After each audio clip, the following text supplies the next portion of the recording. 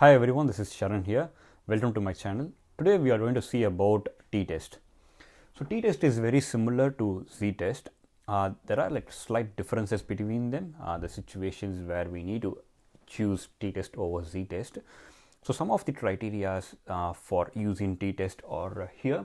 So of course the samples should be independent, and a t-test is commonly used when the number of samples is quite less, like less than 30, as well as whenever we are not sure about the population's mean or a standard deviation. So we know maybe about a standard value, but we are not sure about the population's mean or standard deviation. So in those cases, we can use the t-test over z-test. So the t-test is very similar to z-test. Like if you see here, like similar to what we had in z-test, we have one sample, two sample, and paired t-test, and it can be either one-tailed or two-tailed depending upon like what is our hypothesis testing criteria, whether we are looking for any difference or we are looking whether a particular value is higher than the standard value or not. So depending upon how we define the problem, it would be either considered as one-tailed or two-tailed. So now coming to the formula as well, like the formula is also like very similar to what we had in z-test. So here h bar would be the samples mean and mu 0 would be the mean of the standard value. So here we don't know the population's mean. So here mu 0 would be the standard value, and here S is the standard deviation of the sample and N is the size of the sample. Similarly, in case of two sample t-test, what we are doing is we are going to compare two samples and then see if there is any significant difference between them.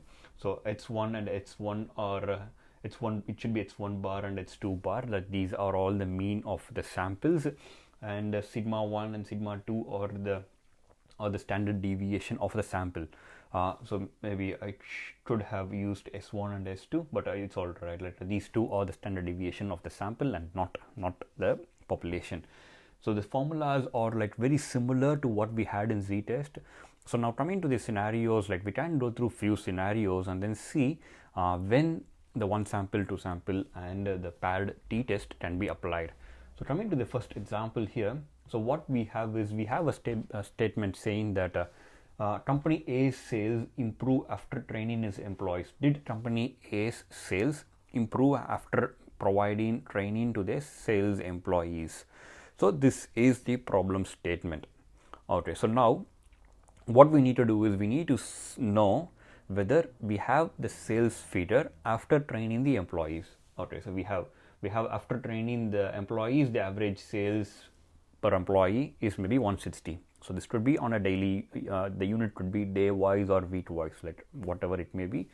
So it's a 160. So we have data after the training was provided, what is the new sales that the employees are able to generate, and then we know the standard deviation after this training, like the average sales is 160 with a standard deviation of 10. So now what we can do is we need not, like the standard value that we are going to compare this with would be the sales value before the training was provided. So here in this case, the value that you see here, 150, is the average sales before the training was introduced. So this is the standard value. So what we have is we have the samples mean, which is 160, we have the standard value, which is 150, and then we have the standard deviation of the sample, which is 10 here, and then the sample size could be depending upon like whatever the sample is. Like let's say we are comparing like 50 employees who have been trained, so then the N value would be 50. So this is the one sample t-test. So here we are not comparing the value with the population because we don't know about the population. So if you see, in reality, in many cases we do not have a clue about the actual population's mean or standard deviation. So in those cases we assume the standard value, and then using the standard value we go ahead with the t-test. Also that need not be like a sufficient number of samples that would be available. So in those cases t-test is preferred. So then coming to the second example here, so what we see is, let's say the company's A's employees are trained on two different tools, or like have provided two different set of trainings. So let's say one sample group were trained on maybe a technique A, and the second sample group were trained on a technique B. So we want to see if there is any significant difference between the sales from these two groups of employees after the training. So in this particular case, what we are doing is we are comparing two samples who have been trained on two different set of techniques, and then so what we do is we use a two sample t-test in this particular case.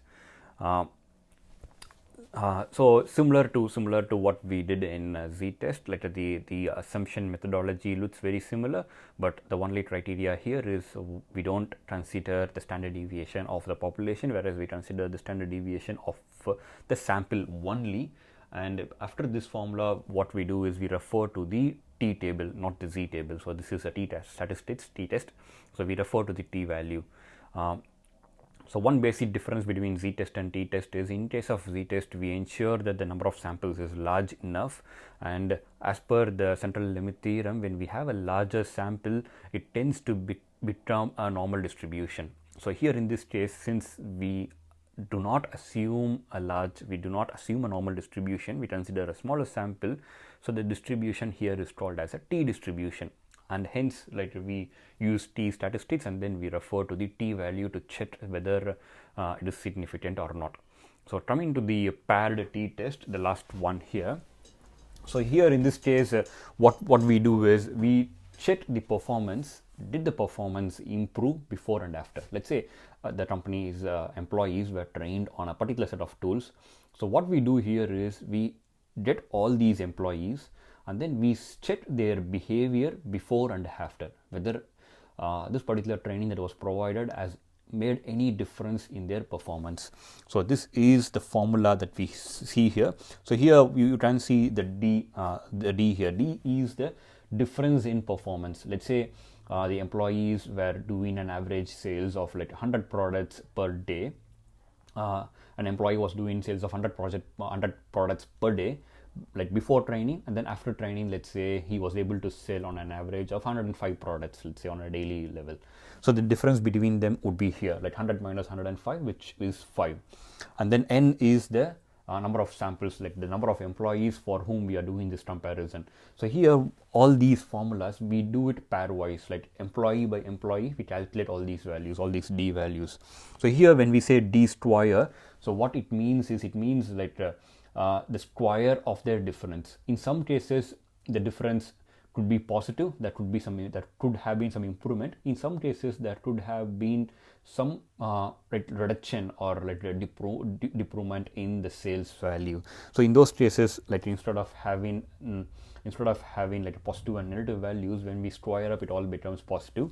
So we know that we know the magnitude of the difference actually. So here in this case, when we say the square root, it's this, the difference is squared. So like even if it is negative or positive, then when it is squared, it becomes a positive value. So it becomes like what is the magnitude of the difference. And so this is the formula for paired t-test. And of course, like we get the values and we use the t tables to get the p-value and then see if it is significant or not. And hence like the null hypothesis in all these cases, like null hypothesis always would be there is no difference between between the values that we are comparing. The alternate hypothesis is there is some difference. If it is one-tailed test, then it is like there is an improvement in performance or like those kind of things. So that's about the t-test. So similar to what I have mentioned in z-test, I will provide some materials which you can make use to read more about the t-test to understand better like in which situations it can be used. And that's it for now. If you have learned something new, please give a thumbs up and subscribe to my channel. And if you think this might be useful for any of your friends who is trying to learn statistics or data science, please refer this link to them. Bye for now. See you in the next session.